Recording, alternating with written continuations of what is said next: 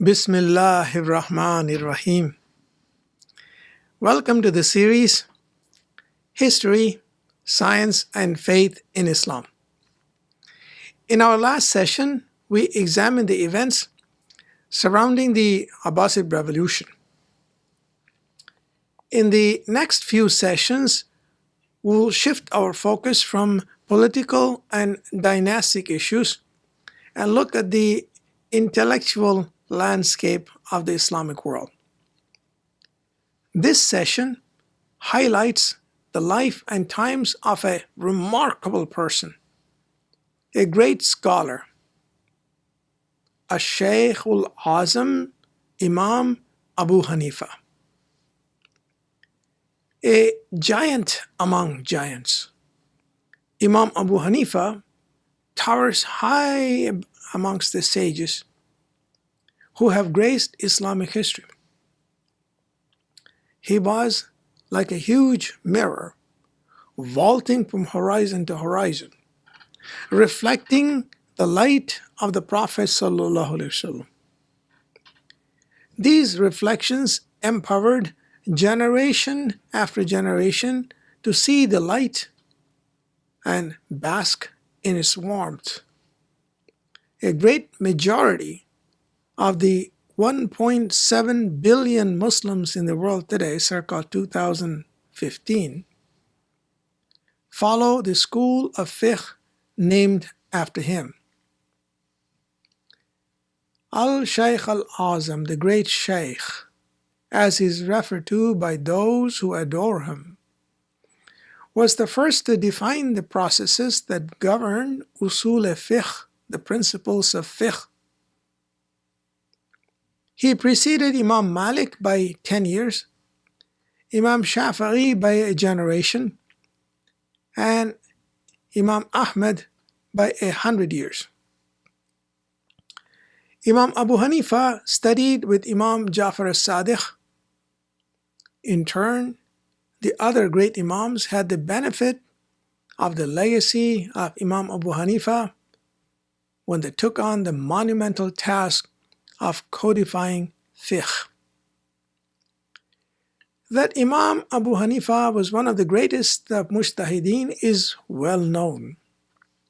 What is not commonly known is that he was also a master city planner, responsible for the planning of the city of Baghdad when it was founded by the Khalifa al-Mansur in 760 of the Common Era.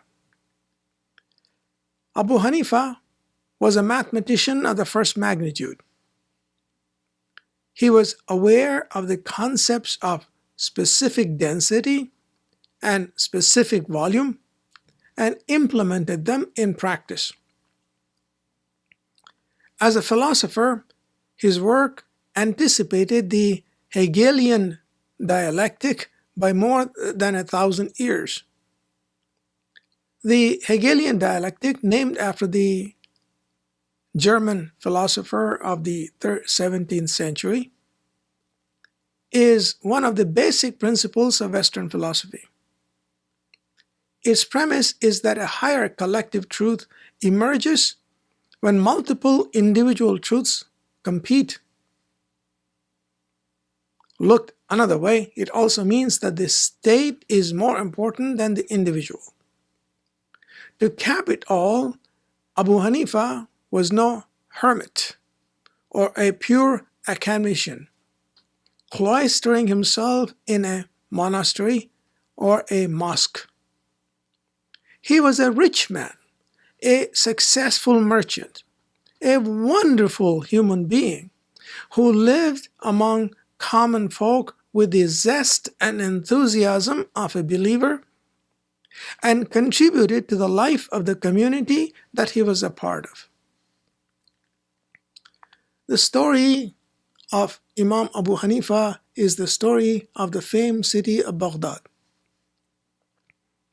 With the Abbasid Revolution of 750 CE, the center of gravity of political power shifted from the Arab heartland to Persia, including Khorasan and on to Central Asia. Acknowledging the shift in power, the Khalifa al-Mansur wished to relocate his capital from Damascus, which is located in Syria. Iraq, sandwiched between Persia and the Arab world, was the logical choice. Imam Abu Hanifa was commissioned by the Khalifa to locate and plan a site for the new capital.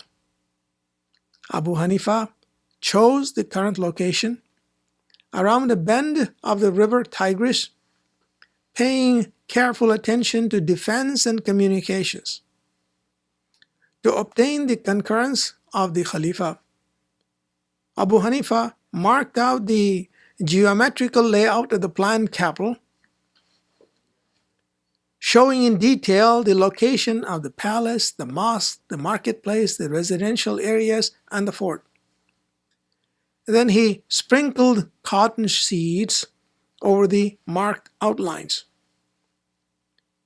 Selecting a moonless night, when there was little background radiation,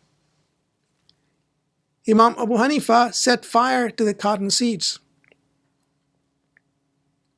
One of the characteristics of cotton seeds is that they radiate a brilliant light when they're burned. Using the burning cotton seeds as his guide, Imam Abu Hanifa showed the outline of the planned city to the Khalifa from a tower which was specifically constructed for observation on the occasion.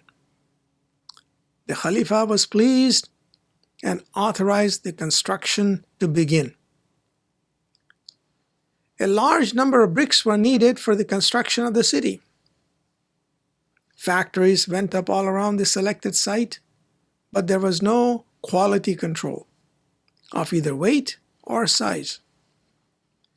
Imam Abu Hanifa prescribed that each brick must meet specific requirements of dimensions and weight. In addition, he stipulated that the bricks, once delivered, be stacked in cubical piles of prescribed dimensions, so that the total number of bricks in each pile was 1,000. In this manner, he introduced the concepts of specific density and specific volume and applied them in a major architectural project. Abu Hanifa was born as Nu'man bin Thabit bin Marzuban. His grandfather, Marzuban, was a successful merchant engaged in the silk trade through the ancient caravan Silk Road leading from India through Afghanistan and through Central Asia to China. He entered the fold of Islam during the period of Khulafai Rashidin and moved to the garrison city of Kufa in southern Iraq. Located not far from the port city of Abadan, the city of Kufa became the provincial capital of Iraq and a bustling town of commerce and trade. Marzuban prospered as a silk merchant. And it was here that Thabit, the father of Abu Hanifa, was born. Unlike most Arabic names, the name Abu Hanifa is derived from the name of one of his daughters, Hanifa. The people of Baghdad relate that Hanifa, the daughter of the Imam, was well known for her piety and showed great intelligence and wisdom at an early age. She had her own halqa, where she instructed students in matters of religion. A group of women asked her how so many individual men and women could work together for the common good, even though they had their own separate families. Hanifa asked each of the women to bring a cup of milk. Taking a large ceramic jug from her father's house, she poured the milk from each of the individual cups into the jar. Now tell me, she asked each of the ladies, which portion of the milk is yours?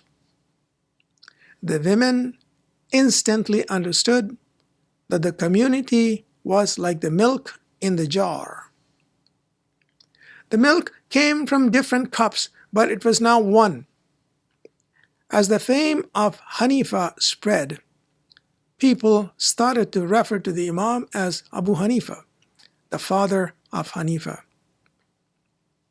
Nu'man bin Thabit, later known by his universal name Imam Abu Hanifa, was born in the year 699 of the Common Era, or 77 Hijrah, in the city of Kufa. As it is with most famous men and women in history, his lineage is claimed by Iranians, Afghans, and Arabs alike.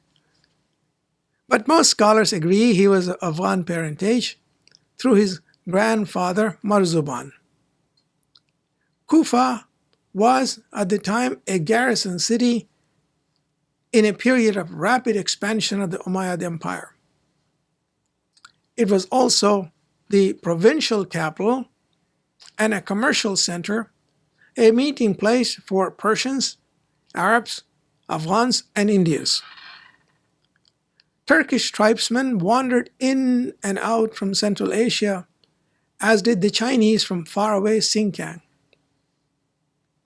Abu Hanifa was only 12 years old when Sindh and Multan were added to the Umayyad domains through the conquest of Muhammad bin Qasim.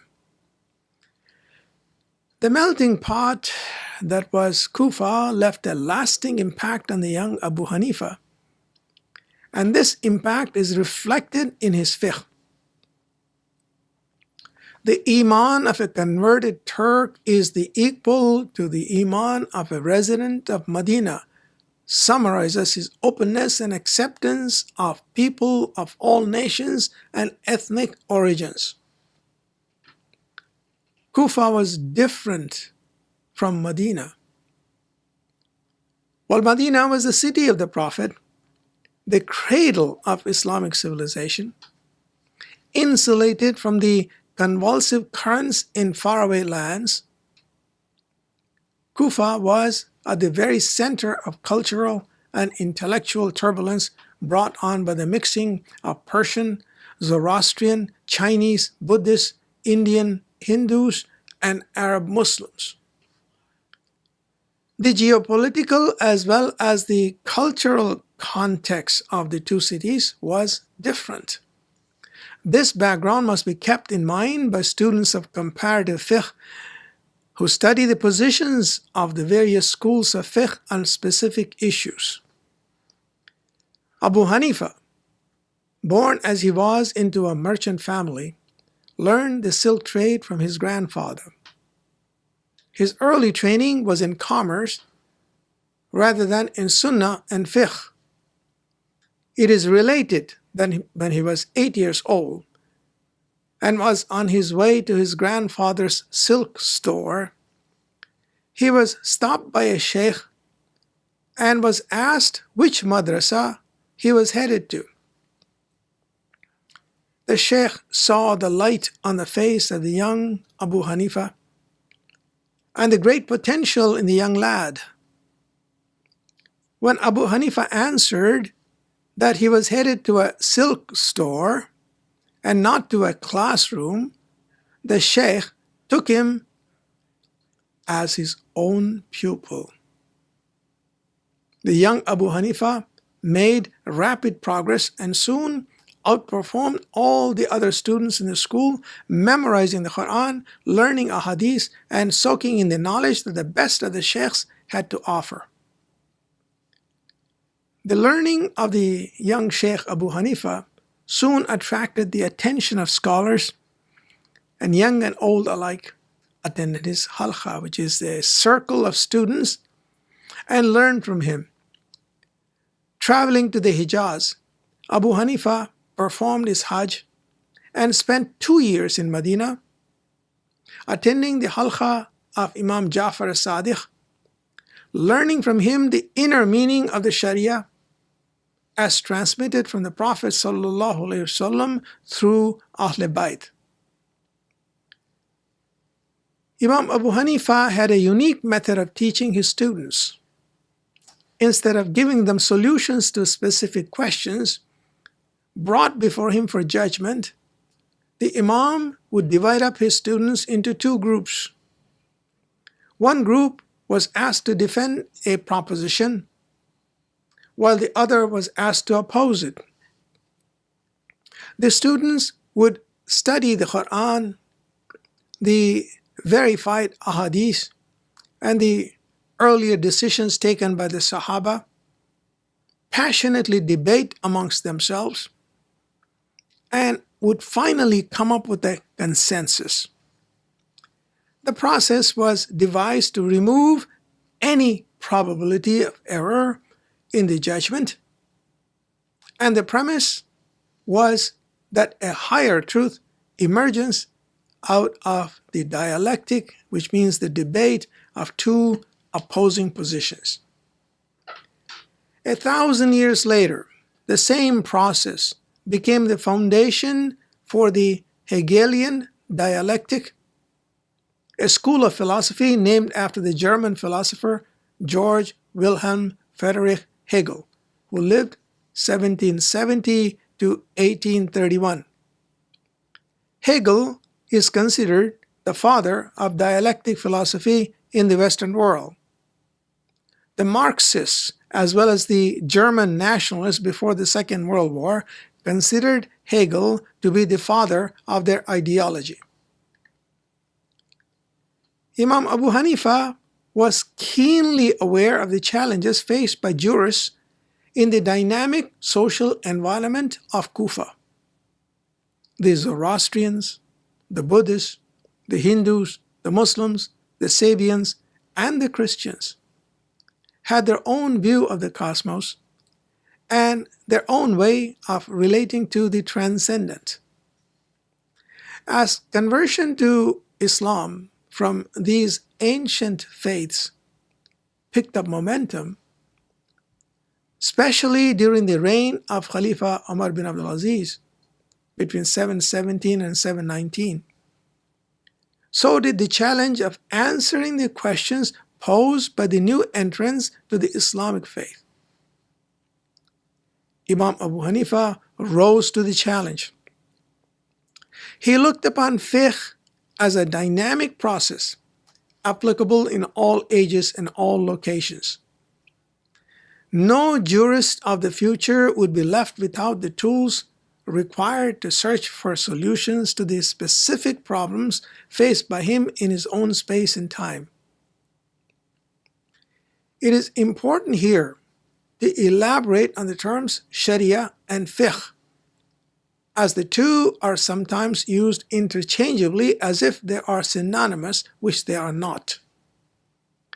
Sharia is the unchanging, eternal law of the divine, and it applies to nature, history, as well as social issues.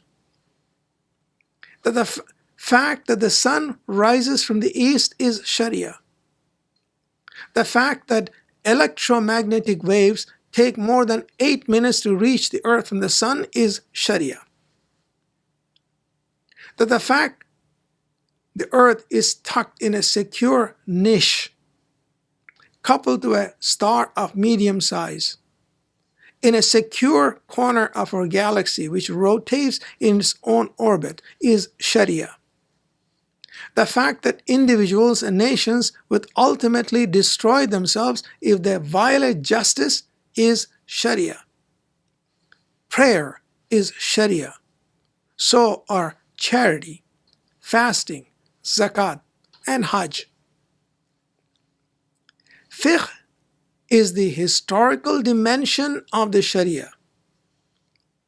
It is the human element to apply the Sharia so that they discharge the divine commandments to create divine patterns on earth. It defines the how, what, who, when, and what ifs of the Sharia. The process of fiqh is a dynamic balance between the application of divine mercy and divine wrath, with justice acting as the governing principle. The Qur'an and the Hadith explain clearly that divine mercy is preponderant over divine wrath. The dimensions of Sharia are infinite. The dimensions of fiqh are finite, and it has definite hudud, or limits. The Hanafi fiqh, which evolved as an outgrowth of the teachings of Imam Abu Hanifa, offers 5 sources for the development of fiqh: the Qur'an, the Sunnah of the Prophet ﷺ and his confirmed ahadith, the ijma of the companions, qiyas, and istihsan. The different schools of fiqh differ on the importance of these 5 sources. The Maliki school, which grew up in Medina in the heart of the Islamic world, accepts the Qur'an, the Sunnah of the Prophet, and the collective ijma of all the companions as sources of fiqh, but it does not or may not accept qiyas and istihsan. The Shafi'i school requires the ijma of the companions to be universal, as does the Maliki fiqh. But unlike the Maliki fiqh, it accepts the principle of qiyas under exceptional circumstances. The Shafi'i fiqh rejects istihsan, as does the Ithna Ashari fiqh. The Hanbali fiqh is the strictest of them all. It accepts only the Qur'an, the verified Sunnah of the Prophet, and the universal consensus of the companions as sources of fiqh. The Sunnah schools accept the mutuality of the 4 major schools of fiqh, namely Hanafi, Maliki, Shafi'i, and Hanbali. They differ only in their emphasis of the sources of fiqh. It was the genius of Imam Abu Hanifa that he left behind a legacy of jurisprudence and the broadest principles that practically any jurist at any time and any place could use. Qiyas, for instance, is the science of analogy. Qiyas literally means to measure, to place something in balance. Where a direct injunction from the Qur'an and the Sunnah of the Prophet is not available, the principle of qiyas permits the jurist to use the force of analogy to measure the preponderance of evidence and offer a legal opinion on a juridical matter. Similarly, when an entirely new situation arises, which was not foreseen in earlier times, the principle of istihsan, derived from the root word hasana, meaning that which is beautiful or preferred, provides the jurist the independence of ijtihad, which means a rigorous intellectual exercise to arrive at a legal opinion. The principles of qiyas and istihsan are available to the large number of Muslims who live as minorities in India, China, Europe, and America, to apply the Sharia and deduce legal opinions that meet the requirements of their social, political, and economic context. For instance, in the 13th century, at the height of the Mongol destructions, the great scientist Nasiruddin al-Tusi applied the principles of istihsan to develop a school of akhlaq, meaning character, called Akhlaq-e-Nasiri. This school later became the foundation of the curriculum in the schools of Mughal India and Ottoman Turkey. Through his very openness, Imam Abu Hanifa left open the doors to ijtihad for minorities, doors that were shut in later times. This is his legacy. This is his greatness. No wonder He is referred to as Shaykh al-Azam, the great Shaykh. The success of Imam Abu Hanifa and his greatness made the political establishment of the times jealous of him. In 766 CE, Khalifa al-Mansur asked Imam Abu Hanifa to be the chief Qadi of Baghdad. The Khalifa had hoped that by offering him a high post, he could bring the Imam under control. But the great Mujtahideen have through the ages refused the favors of kings and noblemen to maintain their independence. Abu Hanifa refused. The Khalifa, furious that his invitation was spurned, had the Imam flogged and put in jail. Even in his prison, the Imam continued to teach and train his disciples. And it was in prison that this great Mujtahid breathed his last. It was the year 767 CE. The tribute to this giant among scholars is that a large majority of Muslims around the world, from Istanbul to Dhaka, from Samarkand to Cairo, used the fiqh developed by this great Mujtahid. The principles of Qiyas and Istihsan evolved by Imam Abu Hanifa provide the processes that can be used by the Muslims of America and Europe in the 21st century as they were used by the Muslims of Kufa in the 8th century. If ever a fiqh for minorities, al-fiqh al-aqliya, minority fiqh, is evolved as opposed to the existing schools of fiqh, which are all fiqh al-aghlabiyya, the fiqh of the majority or the dominant group. The credit for its foundation must go to Imam al-Azam Abu Hanifa. In the next session, inshallah, we'll examine the life and times of another great sage, Imam Ja'far as-Sadiq, radiyallahu anhu. Assalamu alaikum wa rahmatullahi wa barakatuh.